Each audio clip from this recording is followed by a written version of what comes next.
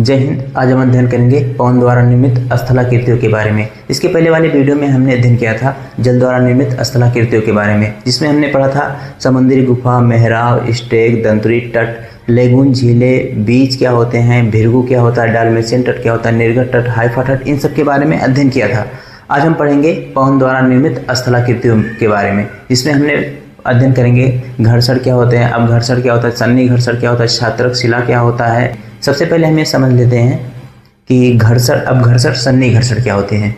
देखिए, जैसे ये कोई हमारा मरुस्थल क्षेत्र है यहाँ पे और ये कोई ऐसे चट्टान है। अब जैसे हवाएं चलती हैं तो खाली अगर हवाएं जाकर चट्टान से टकराएगी तो उसको बोलेंगे घर्षण। क्या बोलेंगे? घर्षण। और हवाओं के साथ में अगर धूल कण जाके इससे टकराएंगे चट्टान से तो उसको बोलेंगे अपघर्षण। अपघर्षण। अब क्या होता है, जिसमें हवाओं में अगर धूल कण है तो ये चट्टान पर टकराने से पहले आपस में ही टकरा जाएंगी ढेर सारी, तो उसको बोलेंगे सन्नी घर्षण। क्या बोलेंगे? सन्नी घर्षण।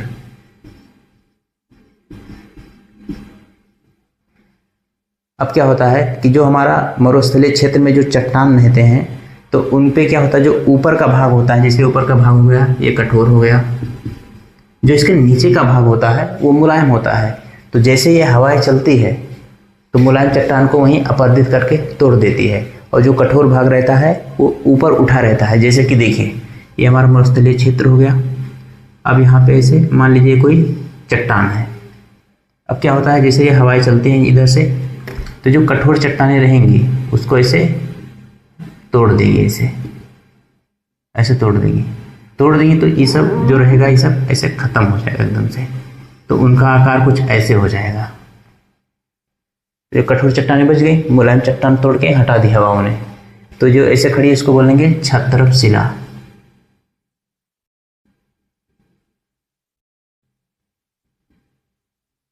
क्षत्रप शिला। अब देखिए, मरुस्थलीय क्षेत्र में जैसे ये कोई मरुस्थलीय क्षेत्र होगा यहाँ पे, और यहाँ पे इसे ऊंचा सा ऐसे टीला है, तो इस टीले को बोल देंगे इंसेलवर्ग।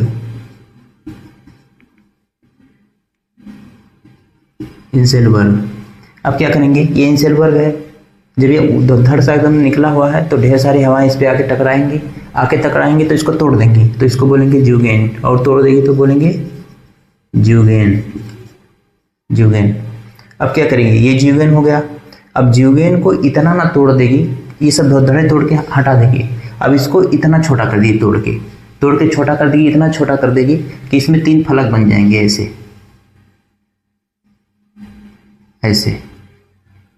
ये ऐसे मरुस्थलीय क्षेत्र में ऐसे पड़ा रहेगा, ऐसे दो धड़ सा एकदम से ऐसे फलक बना देगी, ऐसे एकदम सुलभाकार। ऐसे हवा जाएंगी तो छितरा के उड़ जाएगी, चाहे इधर से आएगी तो इधर से जाएगी तो इधर, तो इसको बोलेंगे ड्राई कांटर।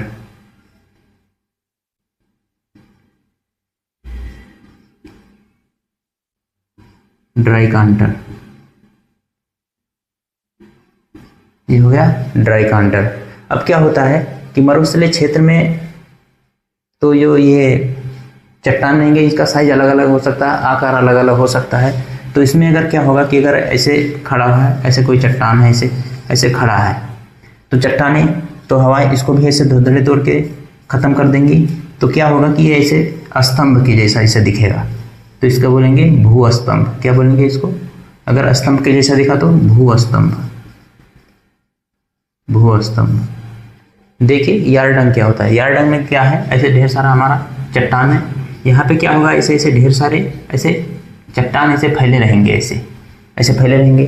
क्योंकि हवाएं चलेंगी तो जितने मुलायम चट्टान रहेंगे उनको हवाओं के द्वारा अपर्दित करके वहीं तोड़ दिया जाएगा, और जो कठोर चट्टानें रहेंगी वो ऐसे समानांतर ऐसे खड़ी रहेंगी, ऐसे सीधा खड़ी रहेंगी। मान लीजिए हवा इधर से इधर चल रही है, इधर से हवा चलती है, तो जो कठोर है इसको छोड़ दिया और जो मुलायम है उसको तोड़ दिया, ऐसे लंबोत इधर वायु जो हमारी हवाएं चलती हैं उसी की दिशा में ऐसे कठोर वाली खड़ी रहेंगी, तो उसको बोल देंगे ढेर सारी ऐसे नाली के जैसा बन जाएगा।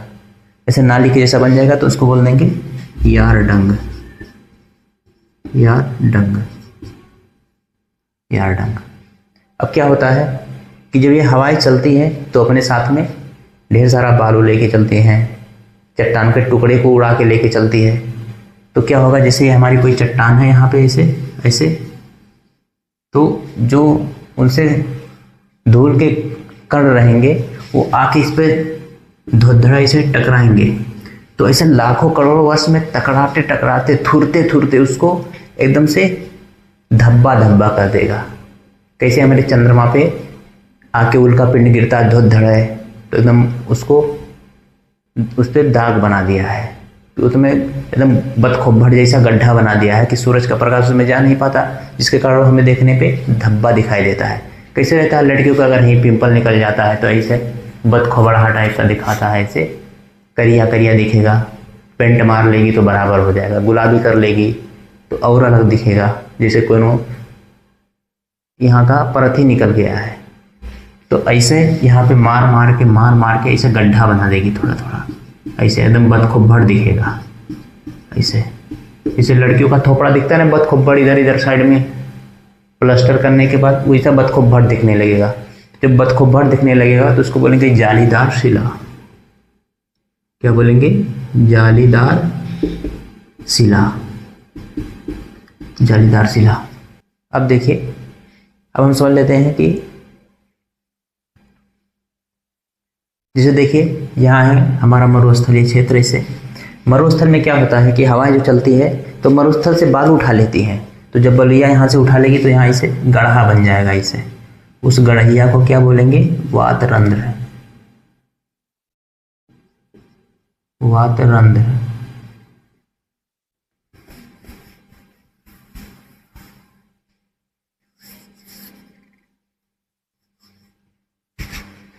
देखिए जैसे कि हमारा देखिए वातरंध्र क्या होता है, यहाँ पे देखिए जैसे ये हमारा मरुस्थलीय क्षेत्र हो गया, यहाँ पे ऐसे ढेर सारा मरुस्थल है। तो जब हवाएं ऐसे चलती है तो बलुइया को बकोट के उठा लेती है। जब बलुइया को बकोट के उठा लेगी तो यहाँ पे ऐसे गढ़ा बन जाएगा, ऐसे गढ़ा बना देगी यहाँ पे। ऐसे तो जा रही है ऐसे उठा के उड़ जाएगी तो यहाँ गढ़ा बन जाएगा। इस गढ़िया को बोलेंगे वातरंध्र, वातरंध्र। यहाँ पे उड़ा लेगी।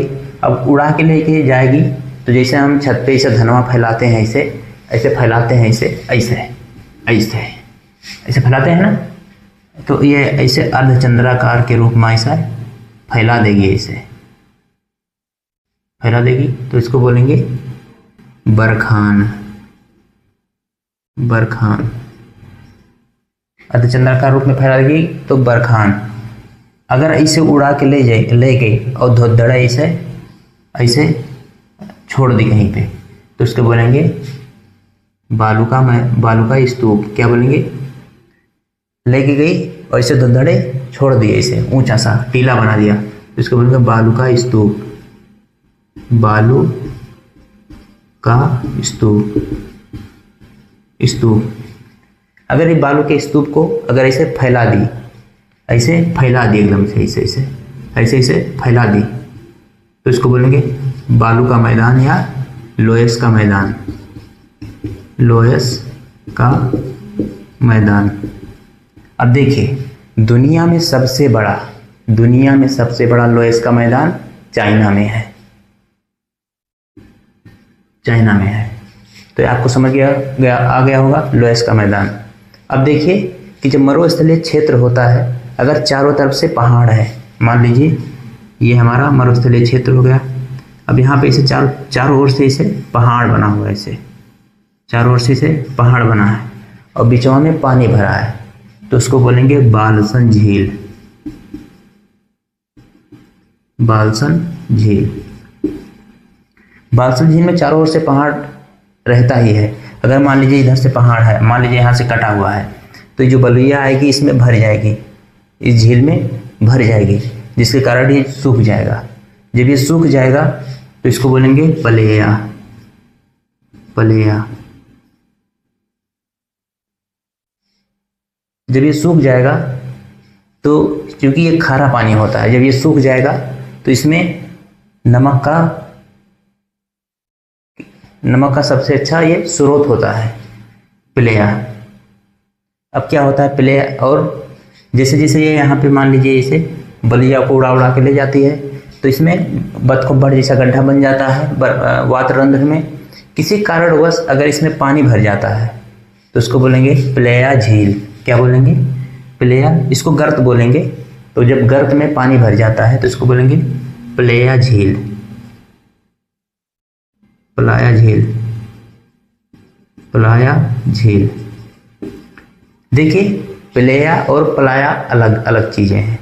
प्लेया मतलब सूख गया, तो प्लेया अगर इसमें वातरंध्र में इसे गड़ाहवा में पानी भर जाएगा तो उसको बोलेंगे प्लेया झील।